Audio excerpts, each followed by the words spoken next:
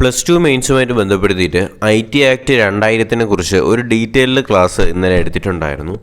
അപ്പോൾ ആ ക്ലാസ്സുമായിട്ട് ബന്ധപ്പെടുത്തിയിട്ട് ഇന്നൊരു മോക്ക് ടെസ്റ്റാണ് ചെയ്യാനായിട്ട് പോകുന്നത്. അപ്പോൾ ഇതിൽ നമ്മൾ IT ആക്ട് 2000 പ്രധാനപ്പെട്ട 20 ചോദ്യങ്ങളാണ് നമ്മൾ ഡിസ്കസ് ചെയ്യുന്നത്. അപ്പോൾ ഈ ഒരു മോക്ക് ടെസ്റ്റിൽ നിങ്ങൾക്ക് വിജയിക്കാൻ വേണ്ട മാർക്ക് എന്ന് പറയുന്നത് 17 മാർക്കാണ് കേട്ടോ. അപ്പോൾ 20 ചോദ്യങ്ങളടങ്ങുന്ന ഈ ഒരു മോക്ക് ടെസ്റ്റിൽ 17 മാർക്ക് ഉണ്ടെങ്കിലേ നിങ്ങൾ വിജയിക്കത്തുള്ളൂ. അപ്പോൾ തീർച്ചയായിട്ടും എന്ത് ചെയ്യുക, ആ ക്ലാസ് കണ്ട ശേഷം മാത്രം ഈ മോക്ക് ടെസ്റ്റ് അറ്റൻഡ് ചെയ്യുക. ഫുൾ മാർക്ക് വാങ്ങാനായിട്ട് തന്നെ ശ്രമിക്കുക. ഓക്കെ, നമുക്ക് ക്ലാസ്സിലേക്ക് തന്നെ കിടക്കാം.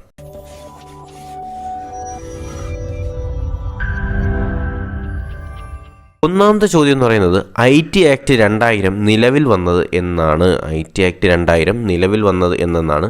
അപ്പോൾ ഞാൻ ചോദ്യം വായിച്ച ഉടനെ നിങ്ങൾ എന്ത് ചെയ്യുക, വീഡിയോ പെട്ടെന്ന് പോസ് ചെയ്യുക, ശേഷം ഉത്തരം കണ്ടെത്താനായി ശ്രമിക്കുക. ഉത്തരം കണ്ടെത്തിയെന്ന് വിശ്വസിക്കുന്നു. അങ്ങനെയാണെങ്കിൽ ഉത്തരം ഏതാണ്? ഓപ്ഷൻ സി ആണ് ശരി ഉത്തരം. ഒക്ടോബർ 17, 2000 ആണ് കേട്ടോ. അപ്പോൾ 2000 ഒക്ടോബർ 17 IT ആക്ട് നിലവിൽ വരുന്നത്. IT ആക്ട് 2000 നിലവിൽ വരുന്നത് എപ്പോഴാണ്? 2000 ഒക്ടോബർ 17. രണ്ടാമത്തെ ചോദ്യം എന്ന് പറയുന്നത് IT ആക്ട് നിലവിൽ വന്നപ്പോൾ വിവരസാങ്കേതിക വിദ്യാ വകുപ്പ് മന്ത്രി ആരായിരുന്നു എന്നാണ് കേട്ടോ. അപ്പോൾ IT ആക്ട് നിലവിൽ വന്നപ്പോൾ നമ്മുടെ IT വകുപ്പ് മന്ത്രി ആരായിരുന്നു എന്ന് ചോദിക്കുകയാണെങ്കിൽ ഉത്തരം എന്താണ്?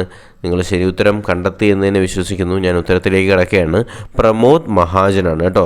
അപ്പോൾ പ്രമോദ് മഹാജനാണ് IT ആക്ട് നിലവിൽ വരുമ്പോൾ നമ്മുടെ IT വകുപ്പ് മന്ത്രി ആരായിരുന്നു? പ്രമോദ് മഹാജനാണ്. അടുത്ത മൂന്നാമത്തെ ചോദ്യം എന്ന് പറയുന്നത് IT ആക്ട് ഭേദഗതി നിയമം പാസ്സാക്കിയ വർഷം ഏതാണ്? IT ആക്ട് ഭേദഗതി നിയമം പാസ്സാക്കിയ വർഷം ഏതെന്നാണ് ചോദ്യം. അത് നമ്മൾ ഡിസ്കസ് ചെയ്തതാണ്. നിങ്ങൾ ശരി ഉത്തരം കണ്ടെത്തിയിട്ടുണ്ടെങ്കിൽ ഓപ്ഷൻ എ ആണ് ശരി ഉത്തരം. എന്താണ്? 2008 ആണ്. അപ്പോൾ 2008 IT ആക്ട് ഭേദഗതി നിയമം നിലവിൽ വരുന്നത് എപ്പോഴാണ്? 2008 അറിഞ്ഞിരിക്കുക. നാലാമത്തെ ചോദ്യം IT ആക്ടിൽ സൈബർ നിയമലംഘനങ്ങളെക്കുറിച്ച് പ്രതിപാദിക്കുന്ന അധ്യായങ്ങൾ എത്ര എണ്ണമാണെന്നാണ് ചോദ്യം. എന്താണ്? IT ആക്ടിലെ സൈബർ നിയമലംഘനങ്ങളെക്കുറിച്ച് പ്രതിപാദിക്കുന്ന അധ്യായങ്ങൾ എത്ര എണ്ണം ഉണ്ടെന്ന് ചോദിക്കുകയാണെങ്കിൽ അത് എത്ര എണ്ണമാണ്? ഓപ്ഷൻ എ ആണ് ശരി ഉത്തരം. 11 കേട്ടോ. അപ്പോൾ IT ആക്ടിലെ സൈബർ നിയമലംഘനങ്ങളെക്കുറിച്ച് പ്രതിപാദിക്കുന്ന അധ്യായങ്ങൾ 11 ഉണ്ടെന്ന് അറിഞ്ഞിരിക്കുക. അടുത്ത അഞ്ചാമത്തെ ചോദ്യം എന്ന് പറയുന്നത് 2015 സുപ്രീം കോടതി വിധി പ്രകാരം നീക്കം ചെയ്ത സെക്ഷൻ ഏതാണെന്നാണ് ചോദ്യം. നമ്മൾ ഡിസ്കസ് ചെയ്തതാണ്. 2015 സുപ്രീം കോടതി വിധി പ്രകാരം നീക്കം ചെയ്ത സെക്ഷൻ ഏതാണ്? സെക്ഷൻ 66A ആണ്. സെക്ഷൻ 66A ആണ്. ആൾക്കാരുടെ പ്രൈവസിയെ ബാധിക്കുന്നു അല്ലെങ്കിൽ റൈറ്റ് ടു എക്സ്പ്രഷനെ ബാധിക്കുന്നു എന്ന് പറഞ്ഞിട്ടാണ് 2015 എന്ത് ചെയ്യുന്നത്? സുപ്രീം കോടതി 66A നീക്കം ചെയ്യുന്നതെന്ന് അറിഞ്ഞിരിക്കുക. അടുത്ത് ആറാമത്തെ ചോദ്യം എന്ന് പറയുന്നത് 2020 കേന്ദ്ര സർക്കാർ നിരവധി ചൈനീസ് ആപ്പുകൾ നിരോധിക്കുകയുണ്ടായി. IT ആക്ടിലെ ഏത് സെക്ഷൻ പ്രകാരമാണ് ഇവ നിരോധിച്ചത്? ഓക്കെ, അപ്പോൾ നമ്മുടെ ചൈനീസ് ആപ്പുകൾ 2020 ഒരുപാടെണ്ണം നിരോധിച്ചിട്ടുണ്ടായിരുന്നു. അപ്പോൾ ഏത് ആക്ട് പ്രകാരമാണ് ഈ ചൈനീസ് ആപ്പുകൾ നിരോധിച്ചത് എന്ന് ചോദിക്കുകയാണെങ്കിൽ അത് ഏതാണ്? 69A ആണ്. ഓപ്ഷൻ എ ആണ് ശരി ഉത്തരം. 69A പ്രകാരമാണ് നമ്മൾ എന്ത് ചെയ്യുന്നത്? ഈ ചൈനീസ് ആപ്പുകളൊക്കെ നിരോധിക്കുന്നത്. 69A ആണെന്ന് അറിഞ്ഞിരിക്കുക. അപ്പോൾ എന്താണ് ഈ 69A എന്ന് നമുക്കറിയണ്ടേ? നമ്മൾ അതും ഡിസ്കസ് ചെയ്തതാണ്. കമ്പ്യൂട്ടർ റിസോഴ്സ് ഉപയോഗിച്ച് വിവരങ്ങൾ ലഭ്യമാക്കുന്നത് തടയുന്നതിനുള്ള കേന്ദ്ര സർക്കാരിൻ്റെ അധികാരമാണ് 69A എന്ന് പറയുന്നത്. ഇപ്പോൾ എന്താണ് 69A? ഒരു കമ്പ്യൂട്ടർ റിസോഴ്സ് ഉപയോഗിച്ചുകൊണ്ട് വിവരങ്ങൾ ലഭ്യമാക്കുന്നതിന് തടയുന്നതിനുള്ള കേന്ദ്ര സർക്കാരിൻ്റെ അധികാരമാണ് 69A. പിന്നെ ഈ 69Aക്കകത്ത് വരുന്ന ബാക്കി കാര്യങ്ങൾ എന്തൊക്കെയാണ്? രാജ്യത്തിൻ്റെ പരമാധികാരം, അഖണ്ഡത, സുരക്ഷ, വിദേശ നയം എന്നിവ സംരക്ഷിക്കുന്നതിനായിട്ട് ഏതൊരു കമ്പ്യൂട്ടറിൻ്റെയും നിരീക്ഷിക്കാനും ആവശ്യമെങ്കിൽ അവ ബ്ലോക്ക് ചെയ്യാനും ആർക്ക് അധികാരമുണ്ടെന്ന് നമ്മൾ പറഞ്ഞു? ഗവൺമെൻറ് ഏജൻസികൾക്ക് അധികാരമുണ്ടെന്ന് പറഞ്ഞു. അപ്പോൾ ഇതിനുള്ള ശിക്ഷയും നമ്മൾ പറഞ്ഞിട്ടുണ്ടായിരുന്നു. 7 വർഷം തടവോ പിഴയോ ലഭിക്കാവുന്ന ശിക്ഷയാണ് 69A പ്രകാരം ലഭിക്കുക. ഓക്കെ, അപ്പോൾ ചൈനീസ് ആപ്പുകൾ നിരോധിച്ചിട്ടുള്ളത് 69A പ്രകാരമാണെന്ന് ഓർത്തിരിക്കുക. അടുത്ത നമുക്ക് ഏഴാമത്തെ ചോദ്യത്തിലേക്ക് കടക്കാം. 2008 ഭേദഗതി പ്രകാരം ഹാക്കിംഗ് എന്ന പേരിൽ അറിയപ്പെടുന്നത് എന്താണെന്നാണ് ചോദ്യം. എന്താണ്? 2008 ഭേദഗതി പ്രകാരം ഹാക്കിംഗ് എന്ന പേരിലാണ് ഈ ഒരു നിയമത്തിന് അറിയപ്പെടുന്നത്. അപ്പോൾ നമ്മൾ അതും ഡിസ്കസ് ചെയ്തതാണ്. എന്താണ് ഹാക്കിംഗ് എന്ന പേരിനെ മാറ്റിയ ശേഷം അതിന് എന്തിലോട്ട് മാറ്റി? കമ്പ്യൂട്ടർ റിലേറ്റഡ് ഒഫൻസസ് എന്ന് പറയുന്ന പേരിലോട്ട് മാറ്റിയ കാര്യം നമ്മൾ അറിഞ്ഞു. അപ്പോൾ 2008 ഭേദഗതി പ്രകാരമാണ് ഹാക്കിംഗ് എന്ന പേരിനെ എന്തായിട്ട് മാറ്റിയത്? കമ്പ്യൂട്ടർ റിലേറ്റഡ് ഒഫൻസുകളായിട്ട് മാറ്റിയതെന്ന് നമ്മൾ പഠിച്ചതാണ്. അടുത്ത എട്ടാമത്തെ ചോദ്യം ഇന്ത്യയിലെ സൈബർ സുരക്ഷയുമായി ബന്ധപ്പെട്ട് പ്രവർത്തിക്കുന്ന സ്ഥാപനം ഏതാണ്? ഇന്ത്യയിലെ സൈബർ സുരക്ഷയുമായി ബന്ധപ്പെട്ട് പ്രവർത്തിക്കുന്ന സ്ഥാപനം ഏതെന്ന് ചോദിക്കുകയാണെങ്കിൽ അത് ഏതാണ്? നമ്മുടെ സെർട്ടിനാണ്. നമ്മൾ പഠിച്ചതാണ് CERTIN. ഓക്കെ, അപ്പോൾ ഓപ്ഷൻ ഡി ആണ് ശരി ഉത്തരം. സെർട്ടിനാണ് എന്ത്? ഇന്ത്യയിലെ സൈബർ സുരക്ഷയുമായി ബന്ധപ്പെടുത്തിയിട്ട് പ്രവർത്തിക്കുന്ന സ്ഥാപനമാണ് എന്ത്? Certain, CERTIN. ഓക്കെ അല്ലേ? അടുത്ത 9ാമത്തെ ചോദ്യത്തിലേക്ക് നമുക്ക് കിടക്കാം. വ്യക്തിവിവര മോഷണം അല്ലെങ്കിൽ ഐഡൻറ്റിറ്റി തെഫ്റ്റ് IT ആക്ടിലെ ഏത് സെക്ഷനിൽ ഉൾപ്പെടുത്തിയിരിക്കുന്നു? അപ്പോൾ വ്യക്തിവിവര മോഷണം ഏതിലാണ് ഉൾപ്പെടുത്തിയിട്ടുള്ളത്? 66C വ്യക്തിവിവര മോഷണം അല്ലെങ്കിൽ ഐഡൻറ്റിറ്റി തെഫ്റ്റ് വരുന്നത് 66C നമ്മൾ പറഞ്ഞു. 66. അപ്പോൾ നമുക്ക് നോക്കാം ഈ ഓപ്ഷൻസിലെ ബാക്കി സെക്ഷൻസ് ഏതൊക്കെയാണെന്ന് നോക്കണ്ടേ. എന്താണ് സെക്ഷൻ 66 പറയുന്നത്?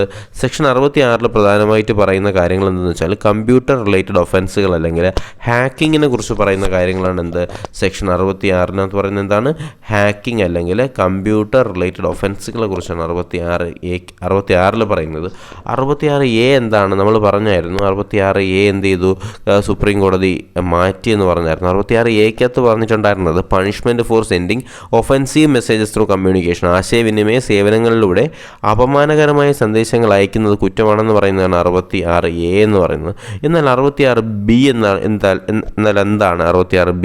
Punishment four dishonestly receiving stolen computer resources അല്ലെങ്കിൽ മോഷ്ടിച്ച കമ്പ്യൂട്ടറുകൾ വാങ്ങുന്നതോ ഉപയോഗിക്കുന്നതും തെറ്റാണെന്ന് പറയുന്നതാണ് 66B എന്ന് പറയുന്നത്.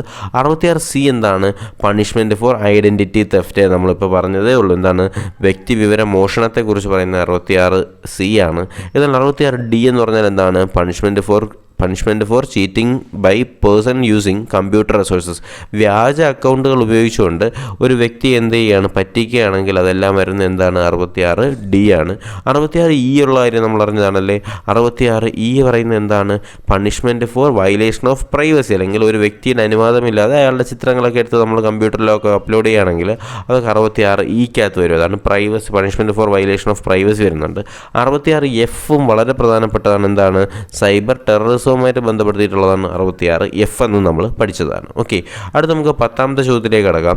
സൈബർ ടെററിസം എന്ന IT ആക്ട് 2000 വകുപ്പ് ഏത് സെക്ഷനുമായി ബന്ധപ്പെട്ടിരിക്കുന്നു ചോദിച്ചാൽ നമ്മൾ സിമ്പിളായിട്ട് ഇപ്പോൾ പറഞ്ഞ് നിർത്തിയതേ ഉള്ളൂ. എന്താണ്? 66F ആണല്ലേ. 66F ആണ് സൈബർ ടെററിസവുമായിട്ട് ബന്ധപ്പെടുത്തിയിട്ടുള്ള IT ആക്ടിൽ വകുപ്പ് ഏതാണ്? 66F ആണെന്ന് അറിഞ്ഞിരിക്കുക. അടുത്ത 11ാമത്തെ ചോദ്യം എന്ന് പറയുന്നത് താഴെ തന്നിരിക്കുന്നവയിൽ വിവരസാങ്കേതിക നിയമം 2000 പ്രകാരം സൈബർ കുറ്റകൃത്യം ആവർത്തിക്കുകയാണെങ്കിൽ ലഭിക്കാവുന്ന ശിക്ഷ എന്തെന്നാണ് ചോദ്യം. എന്താണ്? താഴെ തന്നിട്ടുള്ളതിൽ വിവരസാങ്കേതിക വിദ്യാ നിയമം 2000 പ്രകാരം സൈബർ കുറ്റകൃത്യം ആവർത്തിക്കുകയാണെങ്കിൽ ലഭിക്കാവുന്ന ശിക്ഷ ഏതെന്നാണ് ചോദ്യം. ഇതിനകത്ത് ഓപ്ഷൻസിനകത്ത് കൊടുത്തിട്ടുണ്ട്. അപ്പോൾ നമുക്കറിയാം ഇതിൻ്റെ ശിക്ഷ എന്ന് പറയുന്നത് എന്താണ്? ഓപ്ഷൻ A തന്നെയാണ് ശരി ഉത്തരം. എന്താണ്? 5 വർഷം വരെ തടവും 10 ലക്ഷം രൂപ വരെ പിഴയും ലഭിക്കാവുന്ന കുറ്റമാണ് കേട്ടോ. 5 വർഷം വരെ തടവും 10 ലക്ഷം രൂപ വരെ പിഴയും ലഭിക്കാവുന്ന ശിക്ഷയാണ് എന്ത്? സൈബർ കുറ്റങ്ങൾ റിപ്പീറ്റ് ചെയ്യുകയാണെങ്കിൽ എന്ത് ചെയ്യും? 5 വർഷം തടവും 10 ലക്ഷം രൂപ വരെ ലഭിക്കാവുന്ന കുറ്റമാണ് എന്ത്? സൈബർ ഈ ഒരു വിവരസാങ്കേതിക വിദ്യാ നിയമത്തിലെ 2000 പ്രകാരം സൈബർ കുറ്റകൃത്യങ്ങൾ ആവർത്തിക്കുകയാണെങ്കിൽ ഇതാണ് ലഭിക്കുക എന്ന് അറിഞ്ഞിരിക്കുക. അടുത്ത 12ാമത്തെ ചോദ്യം എന്ന് പറയുന്നത് എന്താണ്? ആൾമാറാട്ടം നടത്തുക ഇത് IT ആക്ടിലെ ഏത് സെക്ഷനിൽ ഉൾപ്പെടുത്തിയിരിക്കുന്നു? നമ്മൾ കുറച്ച് മുന്നേ പറഞ്ഞു നിർത്തിയതേ ഉള്ളൂ. ആൾമാറാട്ടം നടത്തുക എന്നുള്ള അല്ലെങ്കിൽ ആളെ പറ്റിക്കുക എന്ന് പറയുന്നത് എല്ലാം ഏതിനകത്താണ് വരുന്നത്? 66 ഏതിനകത്താണ്? 66Dക്കകത്താണ് വരുന്നത് നമ്മൾ പറഞ്ഞതാണ്. ഓക്കെ, അപ്പോൾ ആൾമാറാട്ടം നടത്തുക എന്ന് പറയുന്നത് IT ആക്ടിലെ ഏത് സെക്ഷനിൽ ഉൾപ്പെടുന്നു? 66Dക്കകത്താണ് ആൾമാറാട്ടം നടത്തുക എന്ന് പറയുന്ന സെക്ഷൻ ഉൾപ്പെടുത്തിയിട്ടുള്ളത്. അടുത്ത 13ാമത്തെ ചോദ്യം താഴെ പറയുന്നവയിൽ സൈബർ കുറ്റകൃത്യങ്ങളിലെ ഉപകരണങ്ങളിൽ പെടാത്ത എന്നാണ് ചോദ്യം. താഴെ പറയുന്നവയിൽ സൈബർ കുറ്റകൃത്യങ്ങളിലെ ഉപകരണങ്ങളിൽ പെടാത്ത എന്നാണ് ചോദ്യം. അപ്പോൾ പെടുന്ന ഏതൊക്കെയാണ് നമുക്ക് നോക്കാം. കമ്പ്യൂട്ടർ ഉൾപ്പെടുമോ? സൈബർ കുറ്റകൃത്യത്തിൻ്റെ സെക്ഷനകത്ത് കമ്പ്യൂട്ടർ ഉൾപ്പെടും. ഡിജിറ്റൽ ക്യാമറ ഉൾപ്പെടും. മൊബൈൽ ഫോൺ ഉൾപ്പെടും. പക്ഷേ പ്രസ് എന്ത് ചെയ്യത്തില്ല? ഉൾപ്പെടത്തില്ല. അപ്പോൾ താഴെ പറയുന്നവയിൽ സൈബർ കുറ്റകൃത്യങ്ങളിലെ ഉപകരണങ്ങളിൽ ഉൾപ്പെടുന്നത് computer, digital camera, mobile phone. പക്ഷേ പ്രസ് അതിനകത്ത് എന്ത് ചെയ്യത്തില്ല? ഉൾപ്പെടുന്നില്ല എന്നുള്ള കാര്യം നിങ്ങളൊന്ന് അറിഞ്ഞിരിക്കുക. അടുത്ത 14ാമത്തെ ചോദ്യത്തിലേക്ക് കടക്കാം. ഇലക്ട്രോണിക് ഉപകരണങ്ങൾ മോഷണം നടത്തുന്നതും അവ സ്വീകരിക്കുന്നതും IT ആക്ടിലെ ഏത് വകുപ്പിൽ പെടുന്നു എന്നാണ് ചോദ്യം. അത് നമ്മൾ ഡിസ്കസ് ചെയ്തതാണ്. ഏതാണ്? 66B ആണല്ലേ. അപ്പോൾ 66B പ്രകാരമാണ് എന്ത് ചെയ്യുന്നത്? നമ്മുടെ ഇലക്ട്രോണിക് ഉപകരണങ്ങൾ മോഷ്ടിക്കുന്നതും അതുപോലെ തന്നെ അവ സ്വീകരിക്കുന്നതും IT ആക്ടിലെ ഏത് വകുപ്പിൽ പെടുന്നു എന്ന് ചോദിച്ചാൽ ഏതാണ്? 66Bക്കകത്താണ് ഉൾപ്പെട്ടിട്ടുള്ളത്. അടുത്ത ചോദ്യം എന്ന് പറയുന്നത് ചൈൽഡ് പോർണോഗ്രഫി എന്നത് IT ആക്ടിൽ ഏത് സെക്ഷനുമായി ബന്ധപ്പെട്ടിരിക്കുന്നു? അപ്പോൾ അത് നമ്മൾ ഡിസ്കസ് ചെയ്തതാണ്. ചൈൽഡ് പോർണോഗ്രഫി എന്ന് പറയുന്നത് 67 സെക്ഷൻ 67 ഏതിലാണ് 67B-ക്കകത്താണ് വരുന്നത് അല്ലേ. ചൈൽഡ് പോർണോഗ്രഫി വരുന്നത് ഏതിനകത്താണ്? 67B-ക്കകത്താണ് ചൈൽഡ് പോർണോഗ്രഫി വരുന്നതെന്ന് അറിഞ്ഞിരിക്കുക. ചൈൽഡ് പോർണോഗ്രഫി 67B ആണെന്ന് അറിഞ്ഞിരിക്കുക, തെറ്റരുത്. അടുത്ത 16ാമത്തെ ചോദ്യം, താഴെ തന്നിരിക്കുന്നവയിൽ പോലീസിന് വാറണ്ട് കൂടാതെ അറസ്റ്റ് ചെയ്യാവുന്നതും ജാമ്യം ലഭിക്കാത്തതുമായിട്ടുള്ള കുറ്റകൃത്യവുമായി ബന്ധപ്പെട്ട സെക്ഷൻ ഏതാണെന്നാണ് ചോദ്യം. താഴെ പറയുന്നവയിൽ പോലീസിന് ജാമ്യം കൂടാതെ അറസ്റ്റ് ചെയ്യാവുന്നതും ജാമ്യം ലഭിക്കാത്തതുമായിട്ടുള്ള കുറ്റകൃത്യങ്ങളുമായിട്ട് ബന്ധപ്പെടുത്തിയിട്ടുള്ള സെക്ഷൻ ഏതെന്ന് ചോദിച്ചാൽ അത് ഏതാണ്? സെക്ഷൻ 66F ആണ്. സൈബർ ടെററിസവുമായിട്ട് ബന്ധപ്പെടുത്തിയിട്ടുള്ളതാണ് എന്ത്? വാറണ്ട് ഇല്ലാതെ അറസ്റ്റ് ചെയ്യാൻ, മാത്രമല്ല ജാമ്യം എന്ത് ചെയ്യത്തില്ല, ലഭിക്കത്തില്ല. 66F ആണെന്ന് അറിഞ്ഞിരിക്കുക. 17ാമത്തെ ചോദ്യം, സൈബർ നിയമം അനുസരിച്ച് കമ്പ്യൂട്ടർ ഹാക്കിങ്ങിന് പരമാവധി ലഭിക്കാവുന്ന ശിക്ഷ എത്രയാണ്? അത് നമ്മൾ ഡിസ്കസ് ചെയ്തതാണ് വളരെ ഡീറ്റെയിൽ ആയിട്ട്. അപ്പോൾ തീർച്ചയായിട്ടും ആ ക്ലാസ് കാണണമെങ്കിൽ മാത്രമേ ഇതെല്ലാം വളരെ നിങ്ങൾക്ക് മനസ്സിലാവത്തുള്ളൂ. അപ്പോൾ സൈബർ നിയമം അനുസരിച്ച് കമ്പ്യൂട്ടർ ഹാക്കിങ്ങിന് പരമാവധി ലഭിക്കാവുന്ന ശിക്ഷ എന്ന് പറയുന്നത് 3 വർഷം തടവാണ് കേട്ടോ. അപ്പം 3 വർഷം തടവാണ്. സൈബർ നിയമം അനുസരിച്ച് കമ്പ്യൂട്ടർ ഹാക്കിങ്ങിന് പരമാവധി ലഭിക്കാവുന്ന ശിക്ഷ എന്ന് പറയുന്നത് 3 വർഷം തടവാണ്. അടുത്ത 18ാമത്തെ ചോദ്യം എന്ന് പറയുന്നത്, ഗവൺമെൻറ്റുമായി സഹകരിച്ച് സൈബർ ആക്രമണങ്ങളെ പ്രതിരോധിക്കുന്നത് ആരാണ്? ഗവൺമെൻറ്റുമായി സഹകരിച്ച് സൈബർ ആക്രമണങ്ങളെ പ്രതിരോധിക്കുന്ന ആരാണ്? നമ്മൾ വളരെ ഡീറ്റെയിൽ ആയിട്ട് ഡിസ്കസ് ചെയ്തതാണ്. അവരാരാണ്? വൈറ്റ് ഹാറ്റ് ഹാക്കേഴ്സ് ആണല്ലേ. ഹാക്കർമാർ 3 തരത്തിലുണ്ട്: grey hat hackers, white hat hackers, black hat hackers. White hat hackers എന്ന് പറഞ്ഞാൽ എന്താണ്? ഗവൺമെൻറ്റുമായി സഹകരിച്ച് സൈബർ ആക്രമണങ്ങളെ പ്രതിരോധിക്കുന്നത് വൈറ്റ് ഹാറ്റേഴ്സാണ്. അതേസമയം ബ്ലാക്ക് ആണെങ്കിൽ എന്താണെങ്കിൽ അവരുടെ പേഴ്സണൽ ആവശ്യങ്ങൾക്ക് വേണ്ടി മാത്രമായിട്ട് ഇതിനെ ദുരുപയോഗം ചെയ്യുന്നവരെയാണ് ബ്ലാക്ക് ഹാറ്റ് ഹാക്കേഴ്സ് എന്ന് പറയുന്നത്. ഗ്രേ ഹാറ്റ് ഹാക്കേഴ്സ് എന്താണ്? ചില സമയത്ത് നല്ല കാര്യങ്ങൾ ചെയ്യും, ഗവൺമെൻറ്റിനെ സഹായിക്കും, ചില സമയത്ത് സ്വന്തം കാര്യങ്ങൾ ചെയ്യുന്നവരാണ്. ഓക്കെ, അപ്പോൾ നമ്മൾ വളരെ ഡീറ്റെയിൽ ആയിട്ട് ഡിസ്കസ് ചെയ്തു തന്നെയാണ്. അപ്പോൾ ഗവൺമെൻറ്റുമായി സഹകരിച്ച് സൈബർ ആക്രമണങ്ങളെ പ്രതിരോധിക്കുന്നവരാണ് grey hat hackers, white hat hackers ആണ്. അടുത്ത 19ാമത്തെ ചോദ്യം എന്ന് പറയുന്നത്, IT ആക്ട് 2000 പാസ്സാക്കിയപ്പോഴും നിലവിൽ വന്നപ്പോഴും ഇന്ത്യൻ രാഷ്ട്രപതി ആരായിരുന്നു? IT ആക്ട് പാസ്സാക്കിയപ്പോഴും നിലവിൽ വന്നപ്പോഴും ഇന്ത്യൻ രാഷ്ട്രപതി ആരായിരുന്നു? ഡീറ്റെയിൽ ആയിട്ട് ഡിസ്കസ് ചെയ്തതാണ്. KR നാരായണനാണ്. ഓക്കെ, അപ്പോൾ IT ആക്ട് പാസ്സാക്കിയപ്പോഴും നിലവിൽ വന്നപ്പോഴും നമ്മുടെ ഇന്ത്യൻ രാഷ്ട്രപതി ആരാണ്? KR നാരായണനാണെന്ന് അറിഞ്ഞിരിക്കുക. അപ്പോൾ നമ്മുടെ ലാസ്റ്റ് ക്വസ്റ്റ്യൻ എന്ന് പറഞ്ഞാൽ എന്താണ്? കുട്ടികളുടെ അശ്ലീല ചിത്രങ്ങൾ, വീഡിയോകൾ കാണുന്നതും പ്രചരിപ്പിക്കുന്നതും തടയുന്നതിനായിട്ട് കേരള പോലീസ് ആരംഭിച്ച പദ്ധതിയുടെ പേര് എന്തെന്നാണ് ചോദ്യം. അപ്പോൾ ഇത് നമ്മൾ ഡിസ്കസ് ചെയ്ത് തന്നെയാണ്.